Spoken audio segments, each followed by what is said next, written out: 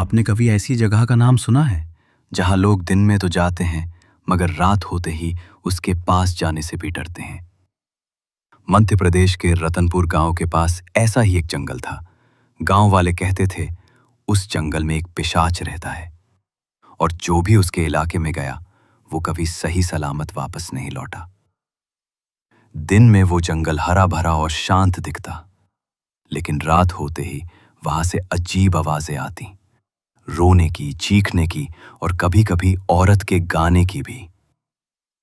लोगों ने कई बार कोशिश की ये पता लगाने की कि सच क्या है, लेकिन जो गए वे डर के मारे कुछ बोल ही नहीं पाए।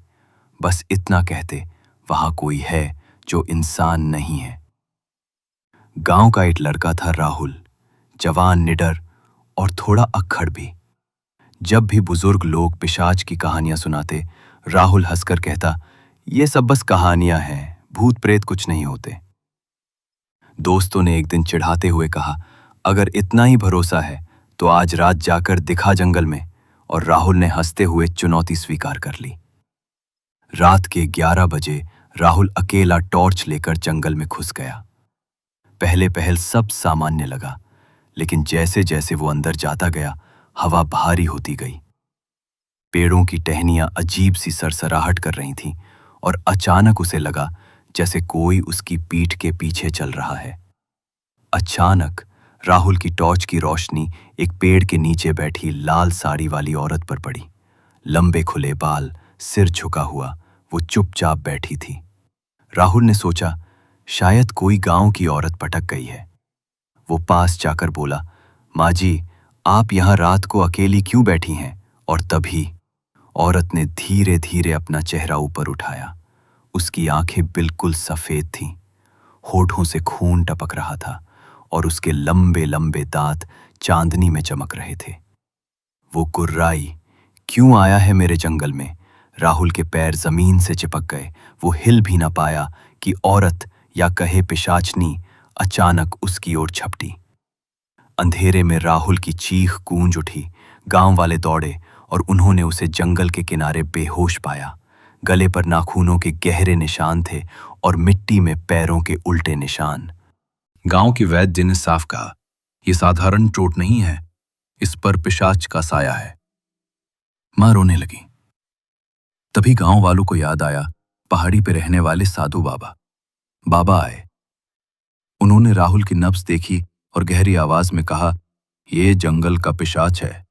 सदियों से ये वहीं है और इंसानों की आत्मा चूस कर जीता है। अगर इसे रोकना है तो आज रात हमें जंगल में जाना होगा। उस रात बाबा, राहुल के पिता और कुछ लोग जंगल में पहुंचे। हवा जोर से चल रही थी। अचानक लाल साड़ी वाली पिशाचनी उनके सामने प्रकट हुई। उसकी आवाज गूंजी, ये जंगल मेरा है, कोई इसे मुझसे नहीं छीन सकता। बाबा ने मंत्रोच्चार शुरू किया, त्रिशूल उठाया और एक तेज रोशनी फैली। पिशाचनी चीखती, हवा में कांपती और जमीन पर गिरती रही। जंगल उस रात उसके चीखों से कांप रहा था। आखिरकार वो रोशनी बुझ गई। गांव वाले राहत की सांस लेकर सोचने लगे, पिशाच खत्म हो गया। लेकिन तभी साधु बाबा ठहर कर बोले, नहीं, ये पिशाच न नर है न नारी, ये तो एक अधूरी आत्मा है जिसे किसी ने शाप देकर इस जंगल में बांध दिया। आज मैंने इसे काबू कर लिया है, लेकिन ये मरा नहीं है। सब हैरान रह गए। बाबा धीरे धीरे बोले, जिसने इसे पहली बार शाप दिया था वो इस गांव का ही कोई था, और जब तक वो शाप टूटेगा नहीं, ये पिशाच वापस लौटेगा। लोग कांप उठे, क्योंकि उस शाप का राज आज तक किसी को पता नहीं चला। तो दोस्तों, क्या आप सोच सकते हैं वो कौन था जिसने सदियों पहले इस पिशाच को जंगल में बांधा? और अगर वो आजाद हो गया तो क्या होगा? शायद इसीलिए आज भी गांव वाले उस जंगल में रात को कदम रखने से डरते हैं।